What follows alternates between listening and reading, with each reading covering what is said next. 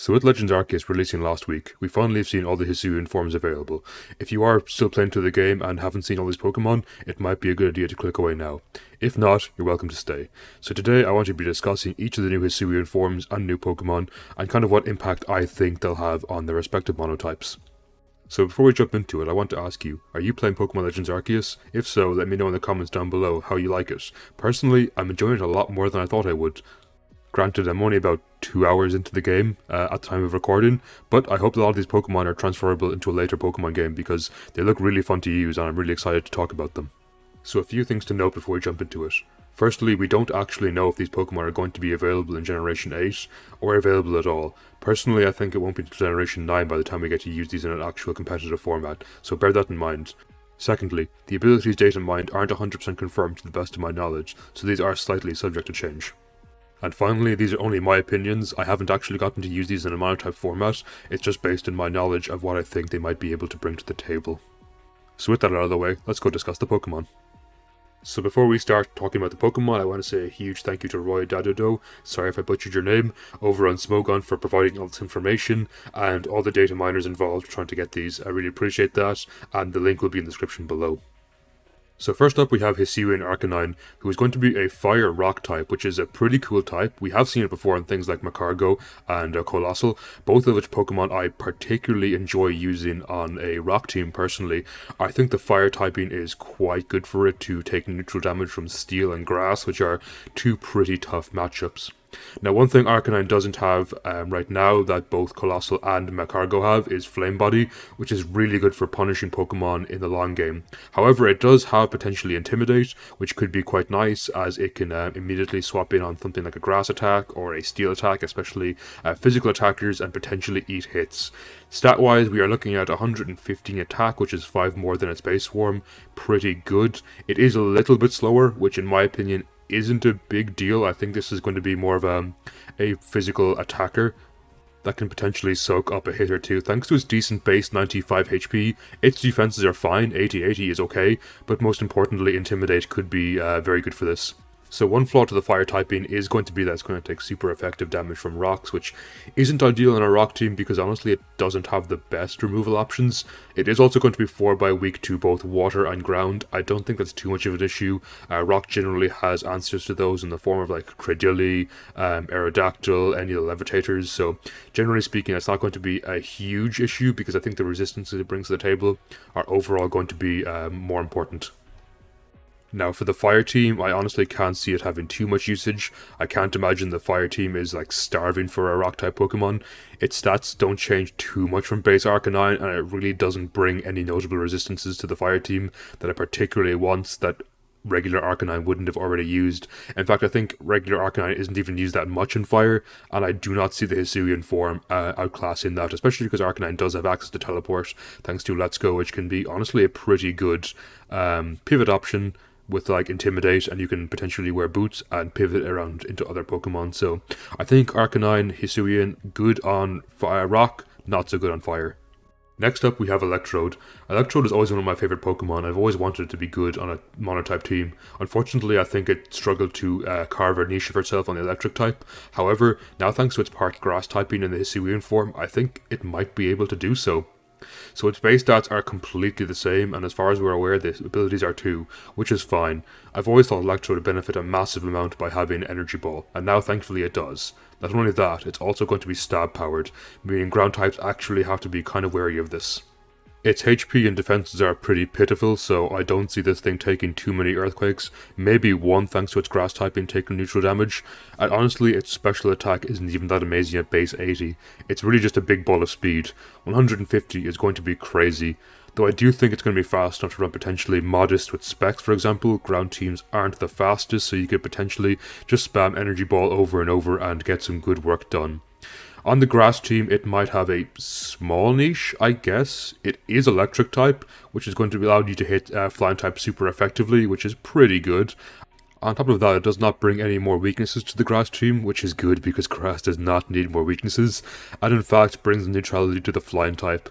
Again though, its defenses are kinda bad, so I wouldn't rely this thing on a tank, but overall I think it might have a small niche on both the electric and grass type.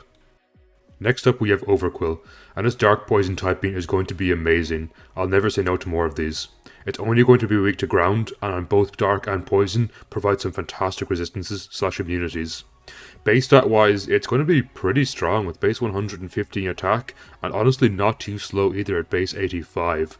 Its 85, 95, 65 defensive split is fairly respectable, with the potential to have Intimidate as well, meaning it can be even bulkier than it appears on paper. On a Dark team, we always like to have more fairy and fighting neutralities, so this thing is going to be very much welcomed. Its respectable bulk is probably going to be doubled down by the fact Dark has great access to screens in things like Grimmsnarl. With its respectable base 115 attack, I do think this thing can actually do some pretty good work, assuming it has the move pool to back it up. If it's like regular Quillfish and it gets access to spikes and toxic spikes, I think right alone there it'll already have a niche as a hazard setter. However, for Poison I fear one thing: it just doesn't look like it's going to get very good Dark Stab. I can see it maybe having Dark Pulse, potentially Crunch, but that's a push. I really don't see it getting things like Knock Off, Sucker Punch or Pursuit, which I think is going to be a pretty big blow to Poison. However, if it does have spikes, it could still just be a decent Intimidator, with setting up spikes and potentially Destiny Bonding your opponent. I do think it will have some niche on both. I don't think it's going to outclass Muk Alola personally, so with that I'm going to give it a good on a Dark and a neutral on a Poison. So next up we have Weavile's new counterpart, Sneezler. There's quite a lot to talk about here because it's actually quite a big overhaul. First of all, it has two different types. Instead of Dark Ice, it's now going to be Poison Fighting. Its abilities remain the same in pressure, however it looks like it's going to have Poison Touch, which is going to be honestly quite good. Stat spread wise, it's similar to Weavile. It trades 5 base speed and 5 base special defense and special attack, and speed actually, for 10 more HP and more importantly 10 more attack. That 10 more attack is going to be really nice. Weavile already hits pretty hard, and its speed tier is going to be excellent. On Poison types, I think this thing is going to have a pretty strong niche as a good wall breaker, especially against things like Rock and Steel types, and Normal types actually, which can give Poison types quite a lot of trouble as they do resist their stab, or just generally hard types to break. So I do think Sneezler is going to be quite nice, especially if it gets access to close combat. I can see this being a fantastic Choice Band or Choice Scarf user. On the Fighting type, I think it's going to have a pretty solid niche as well of being able to counter Fairy types. Its part Poison typing will allow it to eat up some attacks nicely, and its special defense isn't terrible at base 80. With base 80 HP, this thing can probably eat a couple of Moonblasts, and hit back with very powerful Poison Jabs. So overall, I think this Pokemon is going to be pretty good on both types, both Poison and Fighting. I'm going to give it a good. And on that note, I want to give a quick shout out to Toxicroak. I don't think Toxicroak's necessarily going to be completely outclassed by Sneezler. Offensively, yes, I do believe so. But I think on the Fighting type, Toxicroak will always have a small niche of being a water absorber and basically being able to perfectly counter things like Toxapex. So different roles, though overall I do think Sneezler is going to be a bit better on the offensive side. Next up we have Liligant, and it's kind of sad for me to say this, but I really don't have much to say about Liligant. I don't see it having a huge niche on either team. Grass Fighting is surprisingly not a unique combination. We actually already have quite a few of these, one of which is Breloom, which I think is very strong on both teams because it has access to Spore. So short of Liligant also getting Spore, I just don't personally see it having too much niche. Worse yet, it has access to Hustle, and I am not going to officially condone Hustle because I do believe consistency is super important to Pokemon, and while that extra attack, especially on base 105, is going to be pretty nice, Fighting honestly is not starving for heavy hitters, so overall I don't think Liligant is going to have too much. Basculegion is an interesting case. Its Water Ghost type isn't unique, we do see it before in Jellicent. However, where I think Jellicent focuses much more on the defensive side, if Basculegion does indeed keep adaptability, it looks like it's going to be much more offensive in nature. It already has an impressive 120 base HP, with decent enough attack stats. 112, 80 and 92, 100 respectively for male and female is pretty workable. Unfortunately, I think its move pool might let it down. I can't imagine this thing has very good physical ghost stab to abuse its adaptability, while water doesn't necessarily need more powerful wall breakers. We already have things like Crawdaunt, who's probably going to outclass it as an adaptability sweeper, especially in the rain. Perhaps Ghost will appreciate the strong water stab it brings to the table. Water and Ghost are decently complementary, hitting a lot of things in the game neutrally, especially if it is boosted by adaptability. It could be quite scary, so I'm going to put it on a poor for water and a neutral for Ghost. Zoroark finally got everything I wanted in a Pokemon.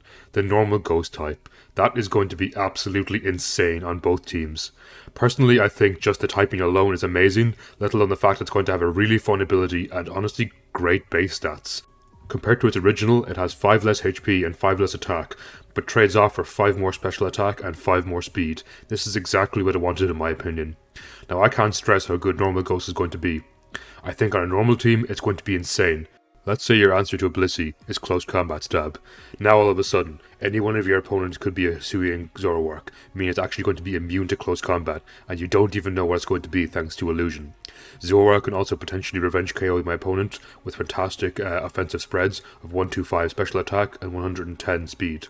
If it gets nasty plot, it's going to be even scarier. The same goes for Ghost. All of a sudden, Ghost has a perfect Ghost immunity. Sometimes the Ghost versus Ghost matchup, it's kind of a race to set up your Spectrier or maybe your Mimikyu. Now all of a sudden we have to deal with Zoroark again, who's going to be immune to its Ghost typing thanks to its normal typing. I think the one thing that lets base Zoroark down in the Monotype context is the fact it's pure Dark, meaning your opponent could just spam super effective moves on Dark types anyway and guaranteed to hit Zoroark super effectively. That's not the case for Hisuian Zoroark thanks to its amazingly complementary types.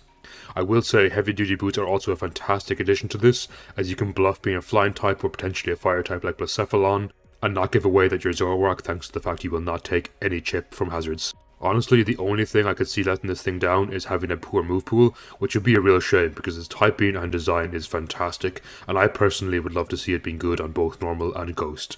Assuming it has a good move pool, I'm going to give this thing an excellent on both types. While I do like Bravery's new design, I'm not a huge fan of the fact it's a mixed attacker. It does have a decent 112 special attack, but its 83 points in attack are honestly feel a bit wasted. It probably has great use of sheer force and life orb, however its speed has dropped significantly from Bravery for a small bit more HP and even less bulk. Personally, I don't see it having too much of a usage. Flying type already has so many good Pokemon to choose from, while I feel Psychic would have much more appreciated this to be a physical attacker like its base form. Overall, I'm going to give it quite a poor for both, unfortunately. I'm not going to lie, I was super excited when I saw Weirdeer. I'm probably Stantler's only fan in the world, and was super happy to see it get an evolution. Unfortunately, that's about as far as I can sing its praises.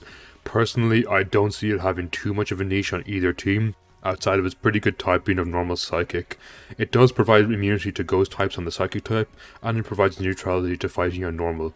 Both of these sound pretty good on paper, until you realise this typing is not unique, and it already exists in DD, which I would argue has a much higher firepower, and probably more utility on something like Psychic, thanks to Psychic terrain.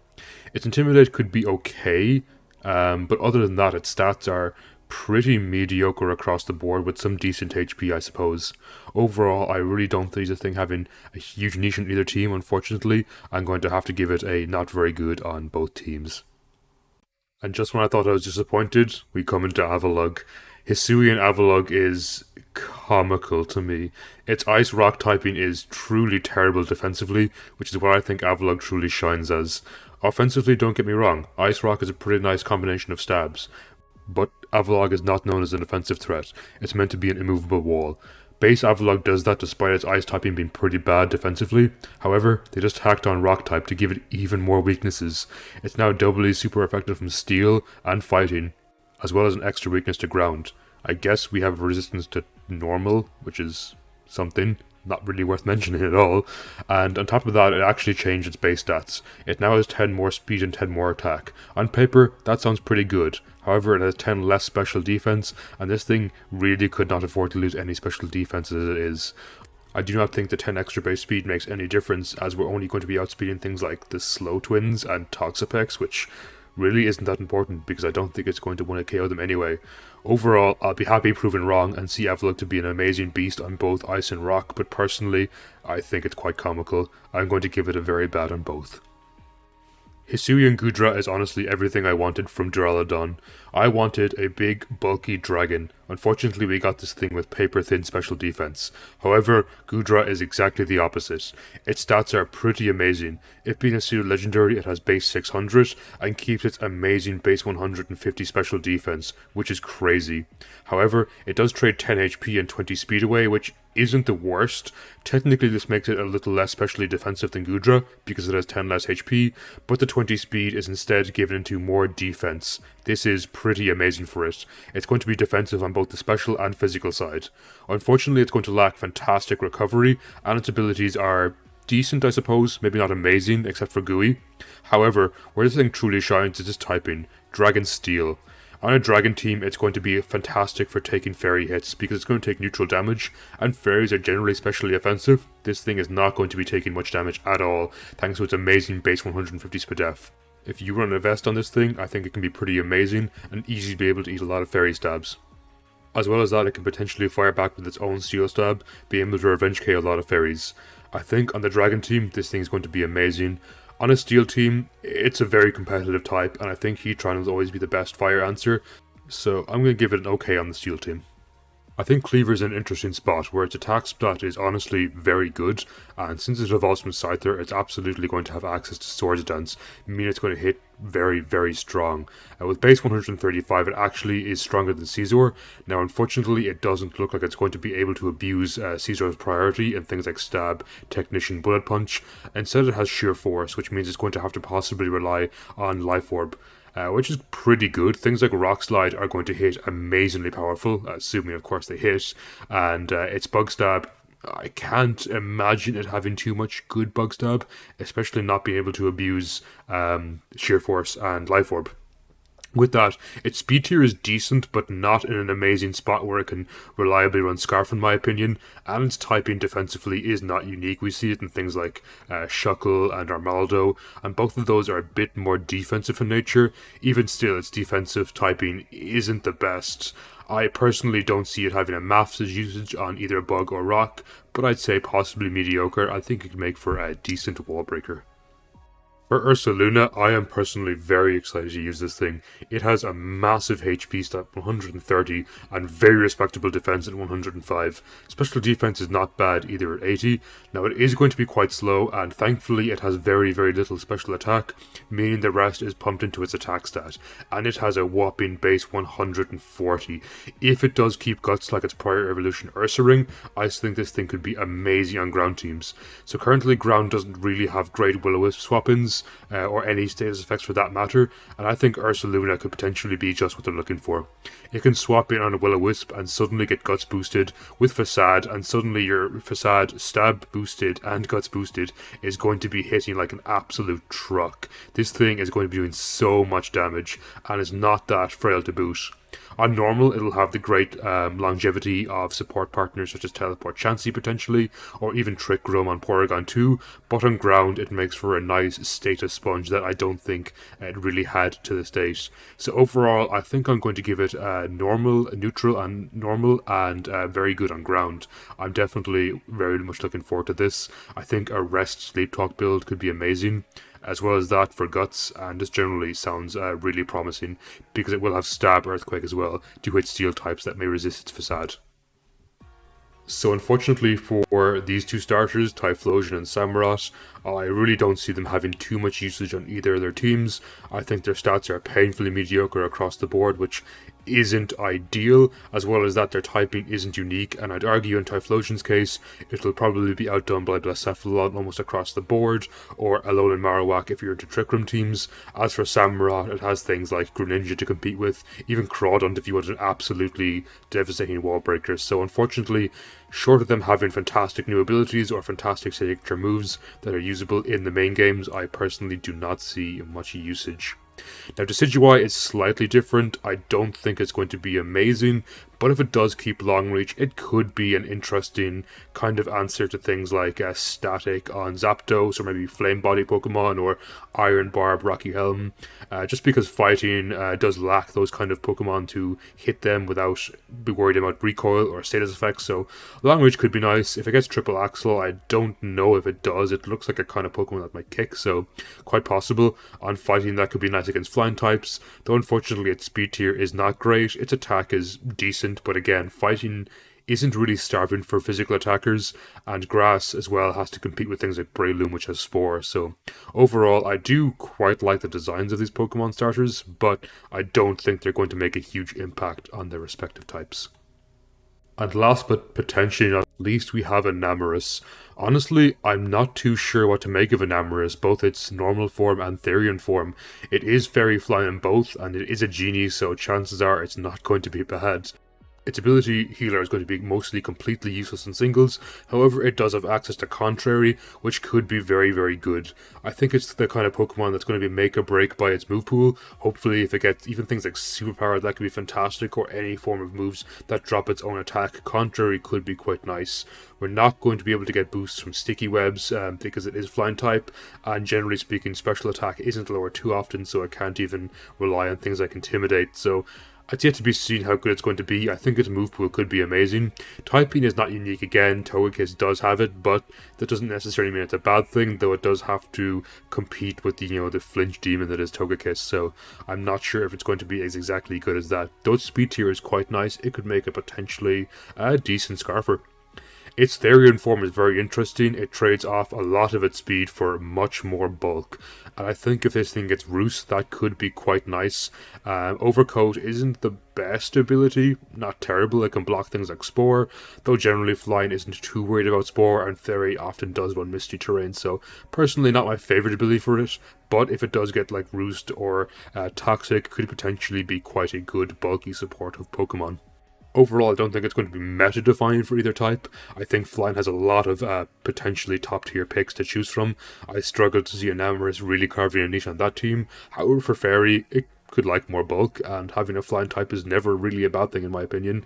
Short of being weak to rocks, it does have like ground immunity and stuff, so it could be pretty good. So that's going to be it for all the Hisuian forms. Let me know down below in the comments who your favourite new one is. Personally, I'm quite a big fan of Electrode, honestly. I just really like the Pokemon in general, and I'm quite looking forward to at least giving it a try, even though it's only going to be a small niche. Again, as I said earlier, I have no idea if these Pokemon are going to be usable in Generation 8. Is it going to be Generation 9? Maybe they'll be transferable to the Nat Dex. Unfortunately, I do not have that information on me right now, but I'm really looking forward to using them when they are available. If you did enjoy my content, leaving a like or sharing this with a friend really helps me out, and I truly do appreciate it as a small creator.